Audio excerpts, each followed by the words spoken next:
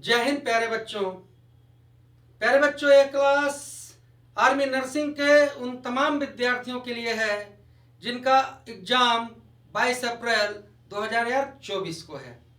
लेकिन 22 अप्रैल के क्लास को आरंभ करने से पहले 10 मार्च का एग्जाम के बारे में हम लोग को थोड़ा सा सोचना चाहिए।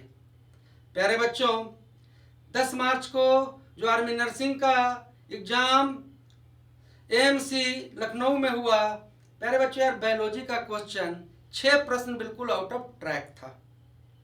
केमिस्ट्री के भी 1-2 प्रश्न आउट ऑफ ट्रैक थे, पर फिजिक्स आपका यार मैथ और जीके जीएस आपका सामान्य था।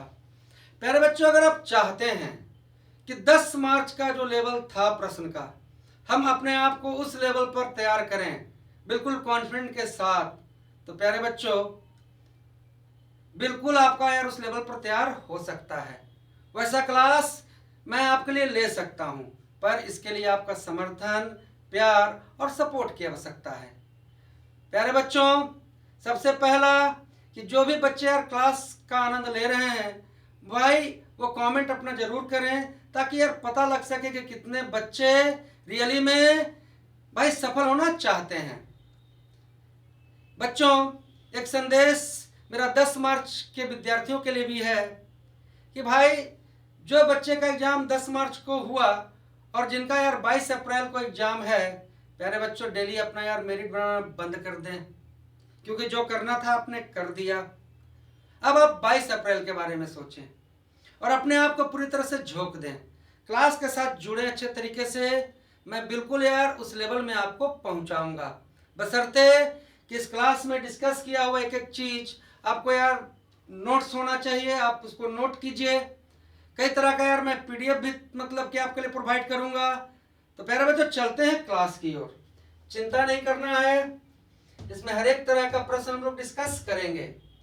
जैसे देखिए यार पहला बायोलॉजी, और बायोलॉजी में जो ये वाला प्रश्न देखिए कि आपका प्रश्न पूछा गया था। अब पूछा गया था तो यहाँ पर यार आंसर इसके बता के चले जाने से वो तो कल्याण होना नहीं है, हम लोग इसके लेवल में जाना पड़ेगा। अगर ये चीज पूछा गया था तो आगे इस टाइप का और क्या क्या पूछा जा सकता है। तो बिल्कुल 10 मार्च का एग्जाम जो आपका उस एग्जाम हुआ उसको पॉइंट ऑफ व्यू करके और पहले जो एग्जाम होता आ रहा है उसको पॉइंट ऑफ व्यू करके चलते हैं हम लोग एक शानदार सफर में।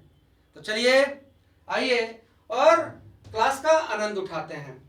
प्यारे बच्चों आपका पहला प्रश्न है कि त्वचा का रंग का निर्धारण कौन सी ग्रंथि करती है। अगर यह प्रश्न रहता कि त्वचा का रंग है ना जी, तो फट से नर्सिंग का एक एक बच्चा बोलता कि त्वचा का रंग तो क्या भाई, तो मेलानिन।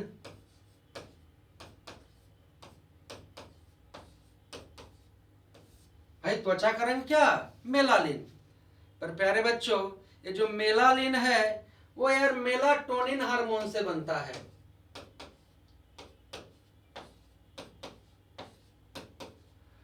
और ये जो मेलाटोनिन हार्मोन है प्यारे बच्चों वो पिनियल ग्रंथि आपको निकालती है। अब नर्सिंग के बच्चे हैं यार तो इतना तो जरूर जानते होंगे कि शरीर की सबसे छोटी जीवित भूत चीज क्या है, कोशिका। 2 या 2 से अधिक कोशिका आपको मिलकर क्या बना, तो ग्रंथि।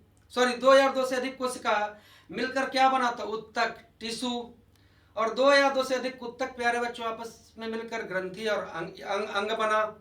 इसी तरीके से आपका यार पिनियल ग्रंथि बना, और ये पिनियल ग्रंथि है कहाँ हमारा, तो मस्तिष्क में है। मस्तिष्क के 3 ग्रंथि को आप बिल्कुल दिमाग में रखकर चलेंगे। प्यारे बच्चों पहला कौन, तो पिनियल। और ये जो पिनियल ग्रंथि है तो देखिए जानिए, देखो ग्रंथि आपको यार 2 प्रकार का हुआ। ग्रंथि आपका 2 प्रकार का हुआ। एक ग्रंथि आपका हुआ यार अंतःस्रावी,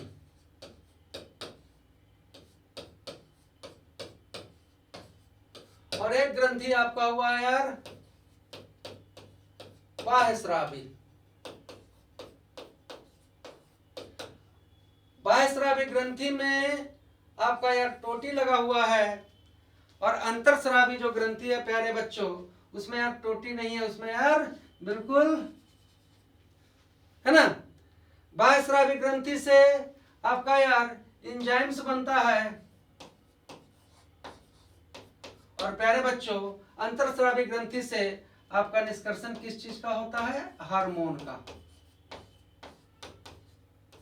आपने जाना शरीर का सबसे छोटा जीवित भूत इकाई कोशिका, दो या दो से अधिक कोशिका मिलकर बना उत्तक, दो या दो से अधिक उत्तक मिलकर बना ग्रंथि। ग्रंथि दो प्रकार का, बाह्यस्रावी और अंतरस्रावी। प्यारे बच्चों बाह्यस्रावी ग्रंथि से एंजाइम्स जो एक प्रकार का प्रोटीन है, और अंतरस्रावी ग्रंथि से आपका किस चीज का निष्कर्षण हो रहा है? तो हार्मोन का। प्यारे बच्चों बात करते हैं यार पिनियल ग्रंथि की। अब छोटी मोटी बात तो यार नर्सिंग के बच्चे हो तो जान ही रहे हो कि शरीर की सबसे बड़ी ग्रंथि आपको यकृत है, सबसे बड़ा मिश्रित ग्रंथि अग्नाशय है, सबसे बड़ा अंतरस्रावी ग्रंथि आपका थायराइड है, जानते हैं आप लोग अच्छे तरीके से। क्लास बिल्कुल मजेदार शानदार होगा, और हंसते खेलते यार बिल्कुल आप साथ चलिए, मजा आएगा, और आपको बिल्कुल 10 मार्च के लेवल में मैं लेके चलूंगा। पॉजिटिव हो जाइए प्यारे बच्चों, पॉजिटिव हो जाइए। देखो पिनियल ग्रंथि भाई एक्टिव होता है रात में, अंधेरा में, रात में। अब रात में जब ये एक्टिव हो गया तो हार्मोन निकाला मेलाटोनिन। क्या जी? मेलाटोनिन। अब मेलाटोनिन ऐसा नशा आपको दिया, मेलाटोनिन हार्मोन आपको यार ऐसा नशा दिया, ऐसा नशा दिया कि नींद आ गया। आप नॉर्मल देखते होंगे कि दिन से ज्यादा यार बंदा यार रात को सोना पसंद करता है, रात में अच्छी नींद आती है। क्यों? पिनियल ग्रंथि एक्टिव हो जाती है, फिर मेलाटोनिन हार्मोन निकालता है, फिर आपको यार नींद के आगोश में ले जाता है, और वही मेलाटोनिन हार्मोन त्वचा का रंग मेलानिन जो बनता है उसके लिए यार मतलब कि हेल्पफुल है बच्चों। अब देखो यार यहां पर एक ग्रंथि है जिसको एक कहते हैं हम हाइपोथैलेमस।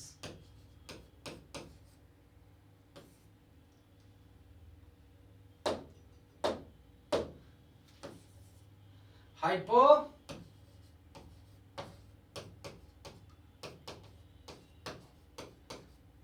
भाई देखो हाइपोथैलेमस ग्रंथि है जो पिट्यूटरी ग्रंथि, जो आपको पीयूष ग्रंथि है, पीयूष ग्रंथि है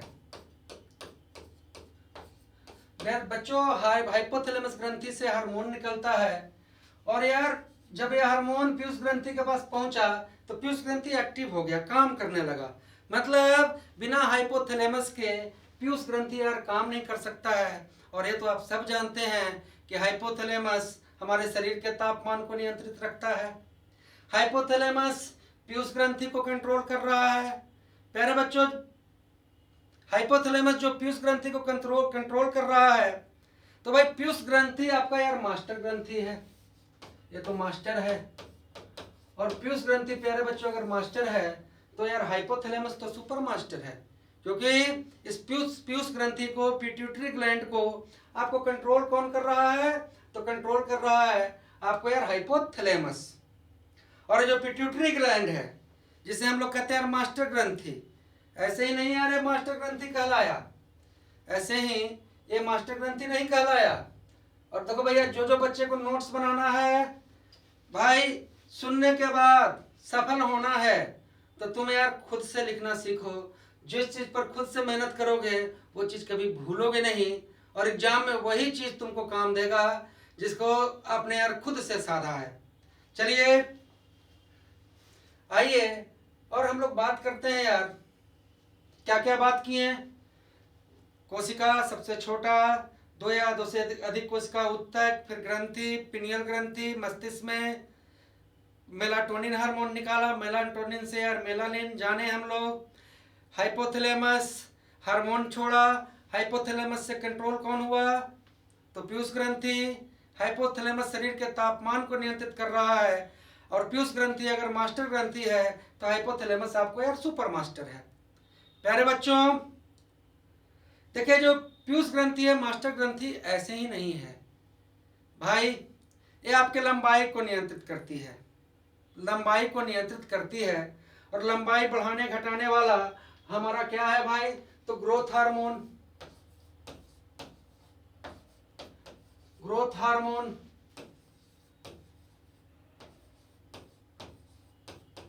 है ना जी, GH।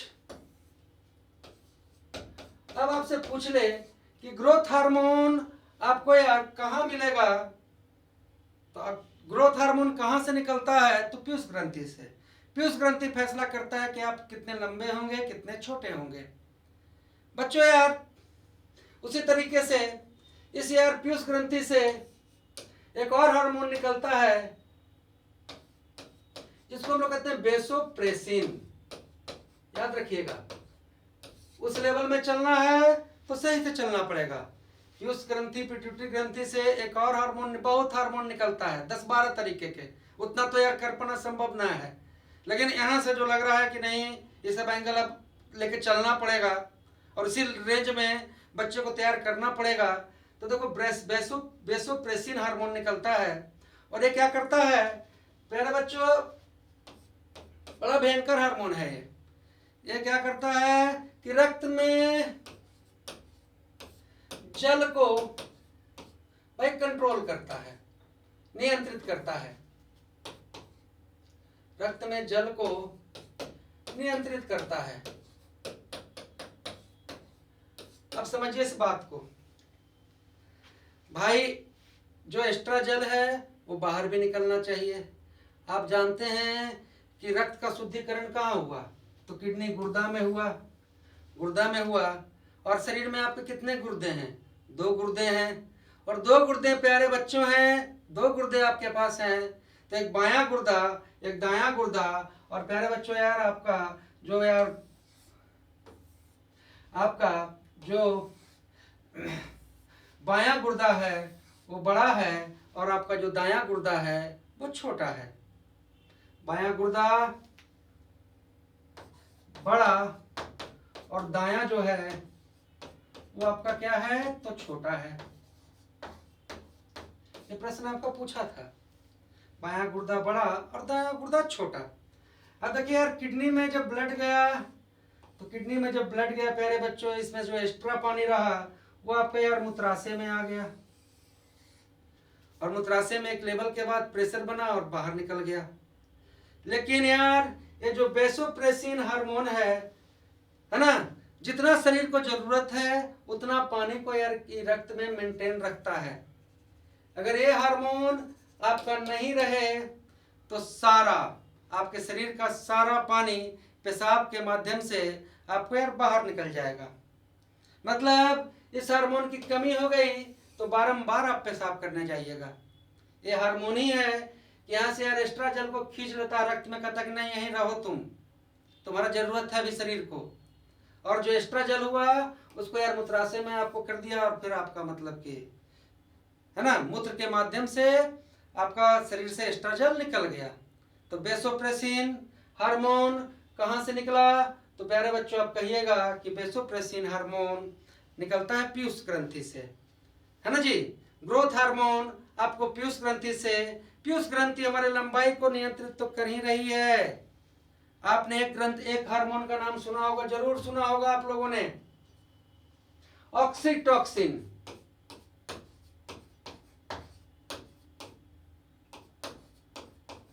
है ना जी, ऑक्सीटॉक्सिन। ऑक्सीटॉक्सिन एक इंजेक्शन भी चलता है हार्मोन का, जिसमें यार आप गाय को सुई दे दीजिए तो गाय यार पूरा दूध निकालेगी। तो देखिए ऑक्सीटॉक्सिन नेचुरल हार्मोन है हमारा। अब वो हो गया कृत्रिम, वो करेगा नुकसान। ऑक्सीटॉक्सिन हार्मोन भी आपको यार पीयूष ग्रंथि से निकल रही है। और ऑक्सीटॉक्सिन आपका कैसा हार्मोन है प्यारे बच्चों?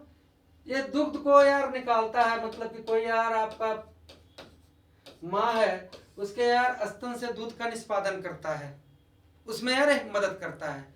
उसके बाद जब यार जनन के समय, है ना, जनन के समय उस ढंग का यार माहौल बनाता है जिससे यार आसानी से बच्चा पैदा हो सके, है ना। इसलिए इसे यार हम लोग कहते हैं डिलीवरी हार्मोन। डिलीवरी हार्मोन चलिए, आप लोगों ने जाना कोशिका मिला, उत्तक बना, उत्तक मिला, ग्रंथि बना, पिनियल ग्रंथि, मस्तिष्क में मेलाटोनिन, मेलाटोनिन से यार मेलालिन, है ना जी। मेलाटोनिन से नींद आएगा, रात को एक्टिव रहता है, जैविक घड़ी है। हाइपोथैलेमस यार तापमान को नियंत्रित करता है, और हाइपोथैलेमस कंट्रोल करता है पीयूष ग्रंथि को। पीयूष ग्रंथि हमारा मास्टर ग्रंथि है, क्योंकि भाई लंबाई को भी नियंत्रित करती है, भावना को भी नियंत्रित करती है, गुस्सा, आपको जलन, ईर्ष्या, प्यार, वो सब जो चीज है वो आपको यार पीयूष ग्रंथि द्वारा कंट्रोल हो रहा है, इसलिए हम इसे यार मास्टर ग्रंथि कहते हैं। प्यारे बच्चों, यहाँ आते हैं। देखिए, लेना है नौकरी तो नोट करते चलिए, और जहां जहां जरूरत होगा आपको यार, आज तो मैं क्लास ले रहा हूँ, कल से बिल्कुल मैं इस सीरीज में क्लास लूंगा, इस तरीके से लूंगा कि आपका यार सिलेबस भी कंप्लीट हो जाए, आपको पता भी ना चले, और आपका कॉन्फिडेंस लेवल भी बढ़ जाए। प्यारे बच्चों, लैक्रेमल ग्रंथि, भाई इसे हम लोग यार अश्रु ग्रंथि कहते हैं। एड्रिनल ग्रंथि, प्यारे बच्चों इस ग्रंथि का चर्चा हम लोग बाद में करेंगे, अगले क्लास में। ग्रंथि से आज आप इतना रखिए। अब देखो यार, जो मेलालिन है, मेलालिन जो है आपके जो मतलब कि त्वचा के रंग का निर्धारण कर रहा है। बच्चों यार, जो मेलालिन है, ये मेलालिन हमें बचाता है किससे, तो पराबैंगनी किरण से। पराबैंगनी किरण से। चलिए आते हैं दूसरे प्रश्न में।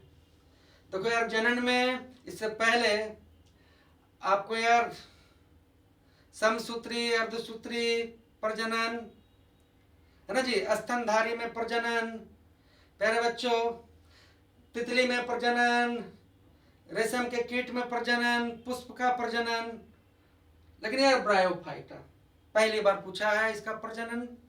समझते हैं इस चीज को। पहले भाई नाम तो भयंकर है ना, बच्चा मेरा आर्मी की तैयारी करने वाला बिल्कुल नाम सुन के ही सहम जाता है। सहमना नहीं है, आया है इस लेवल में ही चलेंगे। बच्चों पहले आप जानिए कि ब्रायोफाइटा है क्या। अब समझो बात को कि गहराई कितनी है इसकी। दुनिया में ना यार 23,000 ब्रायोफाइटा के प्रकार हैं, 23,000 से ज्यादा। मतलब ब्रायोफाइटा के अंदर आने वाला पेड़ पौधा है, पादप है। देखिए ब्रायोफाइटा जो पादप है प्यारे बच्चों, ये यार पैदा होता है, उगता है कहाँ, तो नमी वाला जगह पर। नमी, आपको यार छाया वाला जगह कहाँ रहा, और आप समझ जाइएगा। पहला चीज मोसेस, ये सबसे आम उदाहरण है। अब मोसेस कहिए, अरे बाप रे मोसेस क्या है, कुछ नहीं है मोसेस यार। मोसेस मतलब क्या, काई, काई देखने किए होंगे। अब मोसेस जैसा 23,000 नाम है, तो उन नामों पर तो यार हम लोग कभी भी उस नाम से नहीं जीत सकते हैं। चाहे लगा कि बिल्कुल ऐसा ही नाम दें, जो नहीं तो फिर नहीं, लेकिन मोसेस काई। प्यारे बच्चों और भी यार इसका जान लीजिए, लीवर बट और हॉर्न बट, ये सब देखिए सबसे फेमस ब्रायोफाइटा है। तो ब्रायोफाइटा समझ चुके होंगे, जो नमी में, छाया में, पानी के पास जो पादप उगे उसे यार ब्रायोफाइटा कहते हैं। पूछा है ब्रायोफाइटा का जननंग। हम लोगों ने पुष्प का जननंग किया था, बाकी सब चीज किए थे पहले यार, उसी टाइप का मतलब कि आपको पूछा गया है। तो बच्चों जानिए, देखिए ब्रायोफाइटा में मान लीजिए कि इसमें यार मादा जो जननांग है, इसमें ऐसे ऐसे यार जाल बहुत सारा लगा रहता है। इस मादा जननांग को हम लोग कहते हैं आर्कोनियम। आर्कोनियम बिल्कुल आउट ऑफ ट्रैक क्वेश्चन था प्यारे बच्चों। और जो नर जननांग है ब्रायोफाइटा में, जो नर जननांग है इस टाइप का यार इसमें बना रहता है, और इस नर जननांग को हम लोग कहते हैं यार एंथ्रेडियम।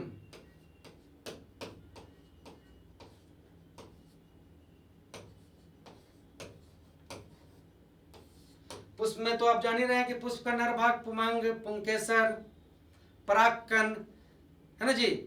आपको मादा भाग जयांग, स्त्री केसर, अंडाशय, वो सब किए थे और आगे भी करेंगे। बिल्कुल ऐसा नहीं कि वो नहीं करना है, वो भी करना है, लेकिन जो डेप्थ क्या है उसके हिसाब से भी अपने आप को तैयार करना है और पॉजिटिव रहना है सबसे पहले। देखो एंथ्रेडियम से आपको यार रिलीज होता है एंथ्रोजाइट,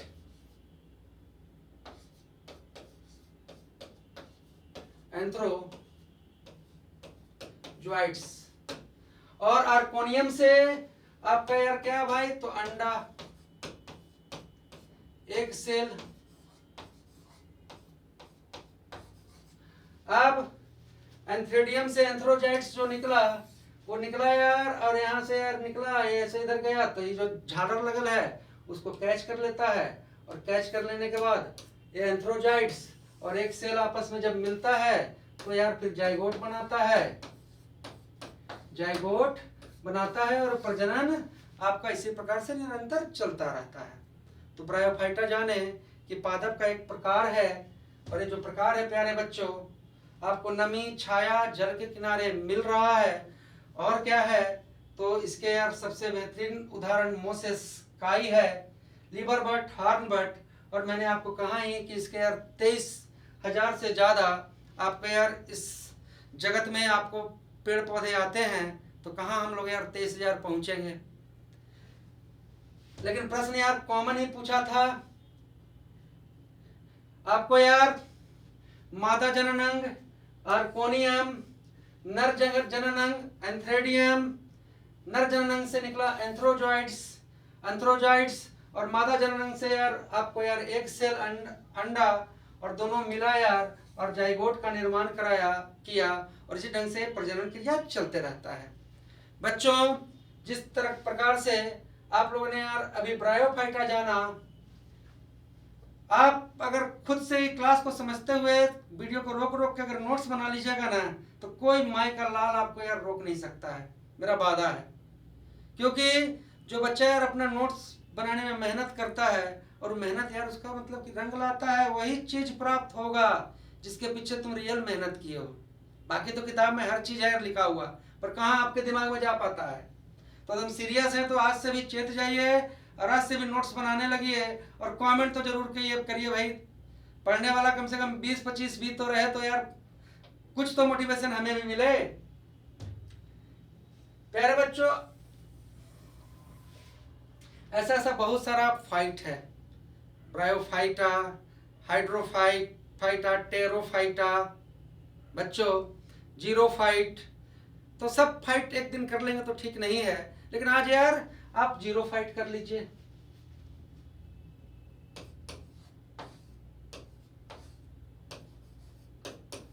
और जीरोफाइट से क्या करना है, तो जीरोफाइट प्यारे बच्चों यार जो शुष्क जगह पर जहां सूखा हो, और खास के यार करके यार मरुभूमि,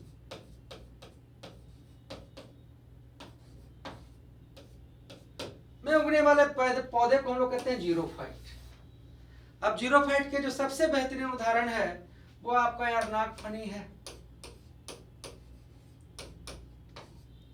अब आप कहिएगा सर कि जीरोफाइट में तो प्रजनन अंग होता होगा, निश्चित तौर पर होता है, पर जीरोफाइट नागफनी का फूल तो देखबे किए होंगे आप। इसमें जो प्रजनन अंग वही वाला है, फूल वाला, पुमंग, पुंकेसर, स्त्री है ना, जयांग, स्त्री केसर, और पुष्प वाला अच्छा से कराऊंगा नेक्स्ट क्लास में नए बच्चों के लिए।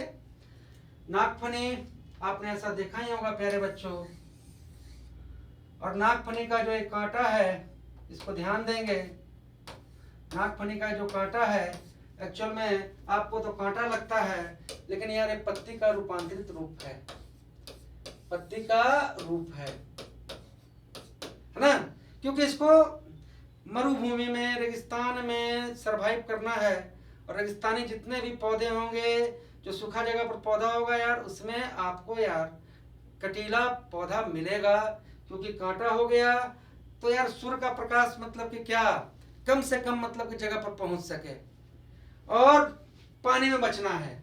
नागफनी में यार कांटा जिस पर लगा है वो किस पर लगा है, इस टाइप से गद्देदार चीज देखते हैं, ये आपका तना है। और तने के ऊपर आप देखते हो एक परत है, मोमिया परत, मोमिया परत,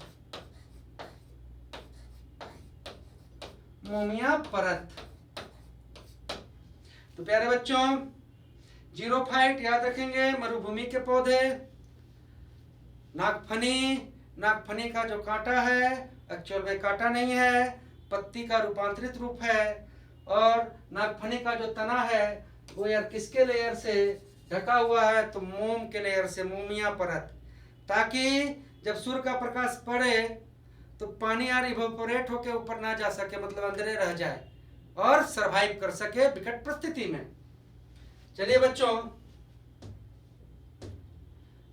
आते हैं अगला प्रश्न पर। चलिए, कॉमन सा प्रश्न है, ये सब बच्चे जानते हैं कि क्लोरोफिल में कौन सी धातु है।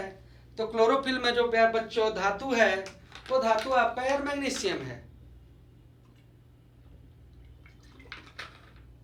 मैग्नीशियम है।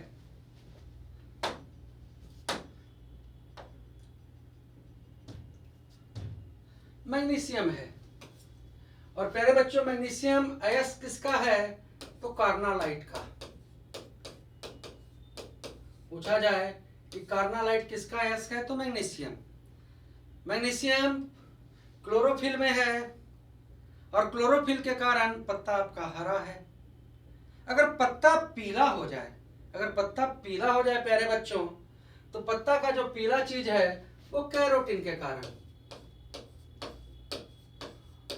और बच्चों, अगर पत्ता पीला हो जाए तो इसमें क्या चीज कम गया, आप निश्चित तौर पर कहेंगे कि कैरोटीन के कारण तो पत्ता पीला है, लेकिन इसमें यार कमी हो गया किसका, तो क्लोरोफिल का। और धातु का बात करें कि कौन सा धातु कम गया, है ना, पत्ता पीला हो जाने पर कौन सा धातु आपको कम गया, तो मैग्नीशियम, ये भी पूछा हुआ है। तो क्लोरोफिल में धातु मैग्नीशियम। प्यारे बच्चों, मैग्नीशियम जो धातु है इसको जब जलाइएगा तो बिल्कुल यार उजला उजला प्रकाश देगा। तो पटाखा में अगर लाना है एकदम सफेद चमचम चांदी जैसा लाइट, तो इसके लिए प्रयोग किसको कर रहे हैं, सफेद प्रकाश के लिए हम लोग यार मैग्नीशियम का प्रयोग कर रहे हैं। प्यारे बच्चों, कैमरा का फ्लैश लाइट समझ लीजिए, कैमरा में जो फ्लैश लाइट मारते हैं तो वहां यार जो फ्लैश लाइट भी है, कैमरा का फ्लैश लाइट भी है, वो भी मैग्नीशियम के कारण है। आपको समुद्री जल में मैग्नीशियम पाया जाता है और समुद्री जल से यार नमक बनता है। अब नमक को यार आप रख दीजिए कहीं हवा में खोल के, तो अपने आप गीला हो जाएगा। पूछे कि नमक भाई हवा में रखने पर क्यों गीला हो जाएगा, तो मैग्नीशियम के कारण। कहे किसके पास बीमारी है, मैग्नीशियम के कारण। प्यारे बच्चों, मैग्नीशियम के कारण, क्यों, क्योंकि मैग्नीशियम के पास बीमारी है। मैग्नीशियम यार नमी को सोखता है, नमी को सोखता है। लेवल देख चुके हो और उस लेवल पर तुम भी जानते हो कि मैं लग गया हूं तो बिल्कुल उस लेवल पर तैयार कर दूंगा।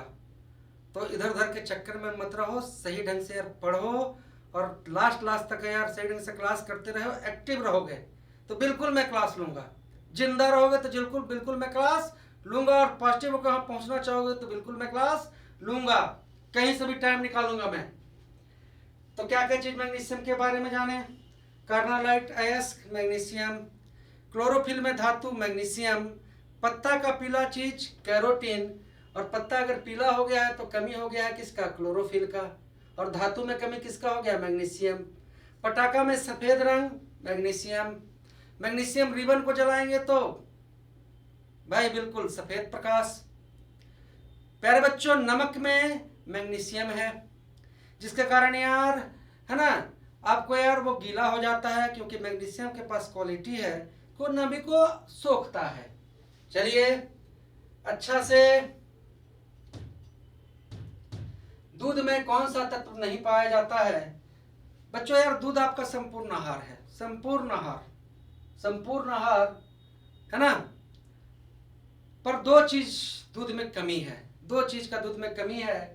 एक है विटामिन सी, अगर कोई बंदा सिर्फ दूध ही पी के मतलब कि टाइट रहे, खड़ा रहे, तो उसको यार विटामिन सी की कमी हो जाएगी, अस्कर भी रोग हो जाएगा। और दूसरा यार कमी किसका है, तो लोहा का, दूध में आपका यार लौह तत्व नहीं है, तो दूध अगर नहीं पीते हैं मतलब कि दूध पर ही जिंदा रह सकता है आदमी, क्योंकि दूध एक ऐसा खाद्य पदार्थ है कि विटामिन सी को छोड़कर और लोहा को छोड़कर आपके शरीर में जितने चीज की आवश्यकता है, जितने तत्वों की आवश्यकता है, कार्बोहाइड्रेट की आवश्यकता है, प्रोटीन की आवश्यकता है, वो सब चीज यार दूध में मौजूद है। आप तो जानते हैं कि गाय के दूध में यार सबसे ज्यादा विटामिन डी मिलता है, डी मिलता है।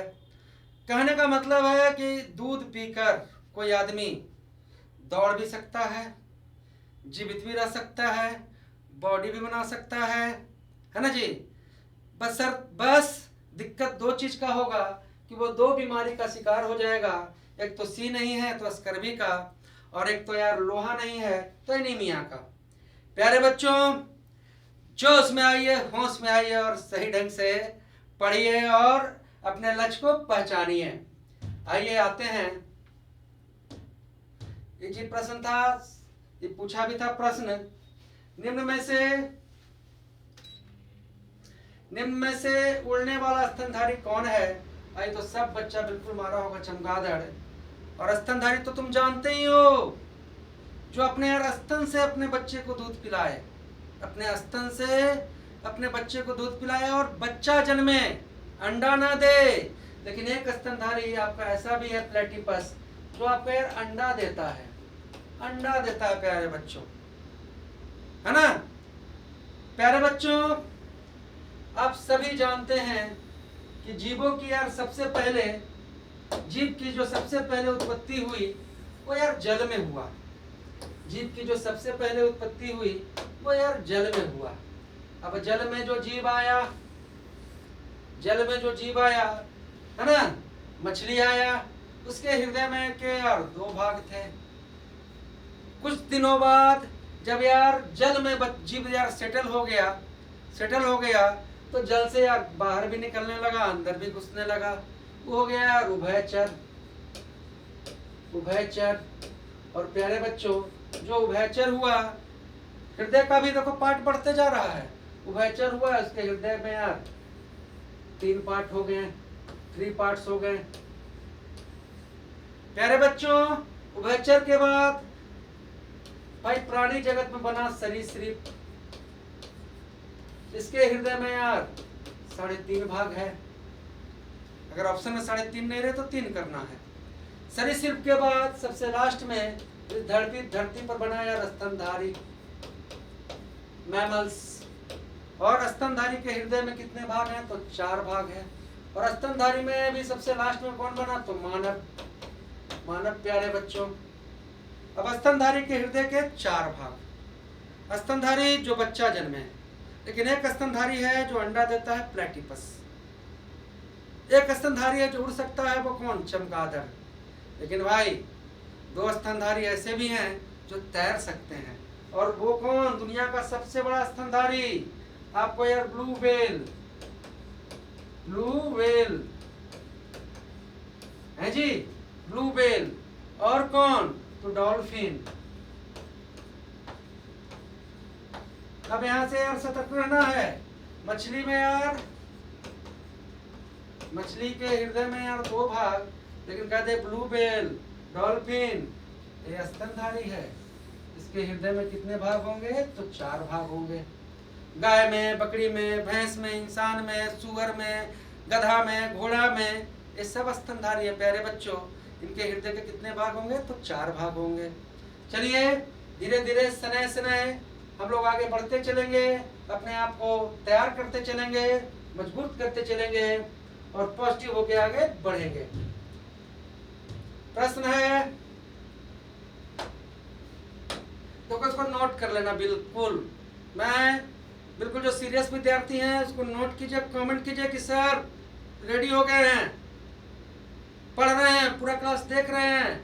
क्लास रिकॉर्ड करते हैं मन से और देखते हैं कि पता लग जाता है यहाँ पर कि उसको यार 3 बच्चा देखा है पूरा। तो यार इतना इंटरेस्टिंग, इतने मज़ेदार क्लास, और बिल्कुल आपके लिए यार मैं निःशुल्क लगा हुआ हूँ कि भाई बच्चा जग जाए और पहुँचे वहाँ तक। देखो फोटोक्रोमिक कांच। अब फोटोक्रोमिक कांच कौची हुआ? फोटोक्रोमिक कांच ऐसा कांच जो रौदा में धूप में गए, सनलाइट में गए तो काला हो जाए, और छाया में आए तो रंगहीन हो जाए, कलरलेस हो जाए। आपने सबने यार वैसा कांच देखा होगा, है ना जी। तो जो फोटोक्रोमिक कांच है प्यारे बच्चों, वो है यार सिल्वर क्लोराइड, सिल्वर क्लोराइड। और देखिए यहीं से आपको प्रश्न पूछा था, सिल्वर क्लोराइड को हम लोग कहते हैं यार हॉर्न सिल्वर।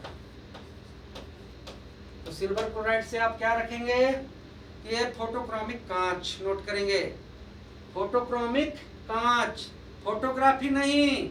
फोटोग्राफी में आपको यार सिल्वर ब्रोमाइड, फोटोग्राफी में सिल्वर ब्रोमाइड, कृत्रिम वर्षा, कृत्रिम वर्षा प्यारे बच्चों आपको कराएगा सिल्वर आयोडाइड, है ना जी। और प्यारे बच्चों यार चुनाव का चिन्ह सिल्वर नाइट्रेट AgNO3, इसको भी स्पेशल नाम मिला है, इसे हम लोग कहते हैं लूनर कास्टिक, लूनर कास्टिक। क्या जाने, फोटोक्रोमिक कांच जो सनलाइट में गए तो आपको यार काला हो जाए, जो छाया में आए तो कलरलेस हो जाए, उस फोटोक्रोमिक कांच में आपका क्या है तो सिल्वर क्लोराइड, जिसे कहते हैं हम लोग हॉर्न सिल्वर। फार्मूला का बात करें तो AgCl, AgCl, AgCl, silver nitrate, AgNO3, lunar caustic. और प्यारे बच्चों सिल्वर नाइट्रेट का प्रयोग आपका किस चीज में हो रहा है तो चुनाव के चिन्ह, चुनाव में जो आपको हाथ में निशान लगाया जा रहा है वो क्या है आपका तो सिल्वर नाइट्रेट।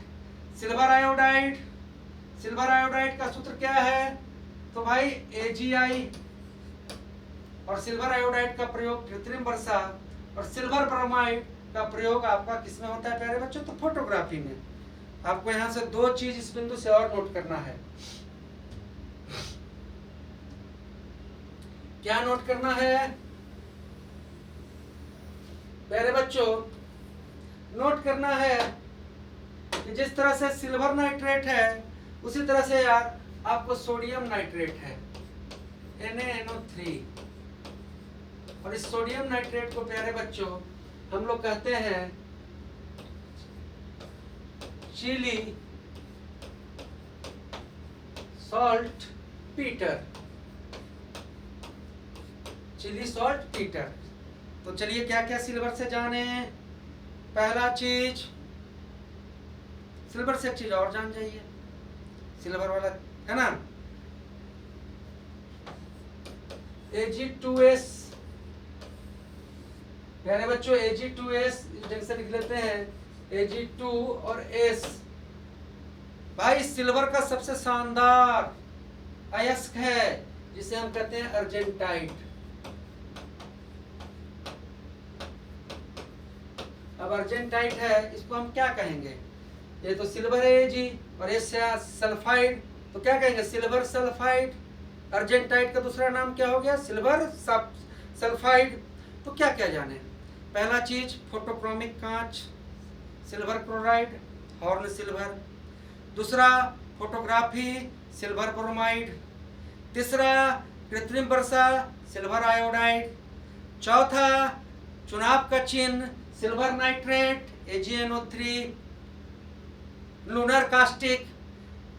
भाई अगला sodium nitrate NaNO3, sodium nitrate,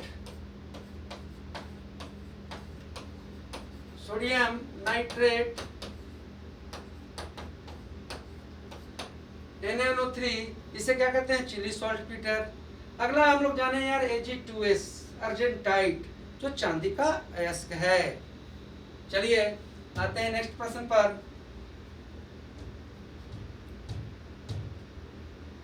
प्यारे बच्चों देखिए आपका प्रश्न था कि तांबे को उबालने से कौन सा गैस निकलेगा, तांबे को उबालने से आपको यार इसमें से कौन सा गैस निकलेगा। प्यारे बच्चों जो बच्चे यार सही ढंग से मेरा क्लास किए होंगे एक ए भाई पोर्शन जरूर वो समझे होंगे, सुने होंगे, और इससे रिलेटेड चीज आपका एग्जाम में भी पूछा था। देखो यार, तांबा को जब उबालोगे, कॉपर को जब तुम उबालोगे, हीट दोगे इसको, और इसको उबालने के लिए कितना तापमान देना पड़ेगा? 1085 डिग्री सेंटीग्रेड। जैसे 1085 डिग्री सेंटीग्रेड तक तांबा को गर्म करोगे, कॉपर को गर्म करोगे, मेल्ट हो जाएगा, और इसमें से निकलेगा यार आपको sulphur dioxide. Sulphur dioxide, sulphur dioxide अशुद्धि है।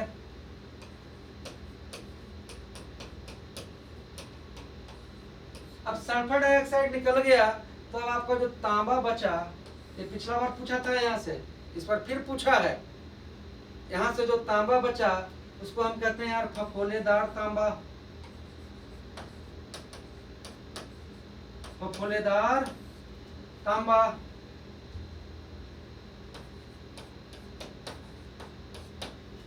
या यार ब्लिस्टर कॉपर।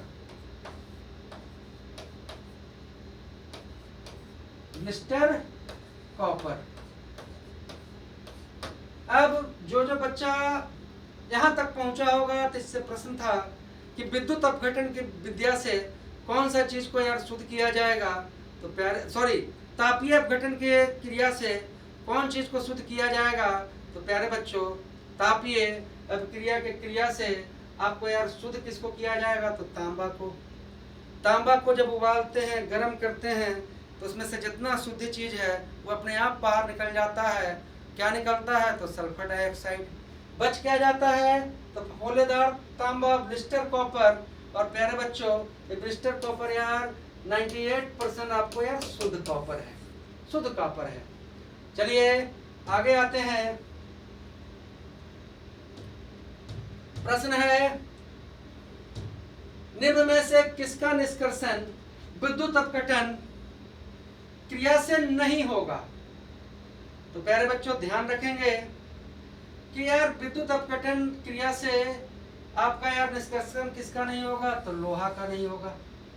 कल के क्लास में हम लोग जानेंगे कि लोहा कैसे निकलता है, चांदी कैसे निकलता है, किसका किसका निष्कर्षण कैसे होता है, वो सब करते हुए, पीछे के सिलेबस को अप टू डेट करते हुए। प्यारे बच्चों, आपको अगर चाहिए शानदार और जबरदस्त क्लास, आप तैयार हैं तो भर भर के कमेंट कीजिए ताकि मोटिवेशन मिले। काम करें तो उससे यार कोई लाभ लेने वाला भी रहे तो टीचर का उत्साह बढ़ जाता है, फिर अपना यार 100% वो आपको प्रोवाइड करता है। तो आप याद रखेंगे, विद्युत अपघटन से निष्कर्षण किसका किसका हो रहा है? एल्युमिनियम का भी हो रहा है, तांबा का भी हो रहा है, और जस्ता का भी हो रहा है। तांबा को और भी शुद्ध करना है तो उबाल करके भी, तापीय अपघटन के क्रिया से भी तांबा को शुद्ध करते हैं। तांबा को उबालते हैं तो सल्फर डाइऑक्साइड गैस निकलता है, और जो बच जाता है वो यार आपको क्या? तो ब्लिस्टर कॉपर, फफोलेदार तांबा। प्यारे बच्चों, उसी तरह से एक चीज और आज नोट कर लीजिएगा। नोट क्या कीजिएगा? तो नोट ये कीजिएगा कि चांदी का निष्कर्षण जो आपका मैंने बताया, अर्जेंटाइड Ag2S, तो चांदी का जो निष्कर्षण अर्जेंटाइड से हो रहा है, तो किस किस विधि से चांदी का निष्कर्षण होता है? तो याद रखिएगा, साइनाइड प्रक्रम और अमलगम। आप तो जानते हैं कि धातु और पारा का मिश्रण को क्या करते हैं? अमलगम। चांदी को उबालकर उसमें पारा मिलाकर चांदी को शुद्ध किया जाता है, और नहीं तो फिर साइनाइड प्रक्रिया, साइनाइड प्रक्रम। चांदी को उबाल दीजिए और चांदी को यार सोडियम साइनाइड में, सोडियम साइनाइड के घोल में घोल दीजिए। तो याद रखिएगा, नोट कर लीजिएगा। जब उल्टा सीधा कर रहा है तो तब उसी हिसाब से तैयार होइए, है ना। साइनाइड प्रक्रिया, साइनाइड प्रक्रम से किसको साफ करते हैं? तो चांदी को। चांदी का एस क्या है? तो अर्जेंटाइड। और फिर से मैं कह रहा हूँ कि मैं तैयार हूँ। मैं आपसे जानना चाहता हूँ कि क्या आप तैयार हैं, और वो आपके कमेंट से चलेगा पता। तो प्यारे बच्चों, जय हिंद, जय भारत।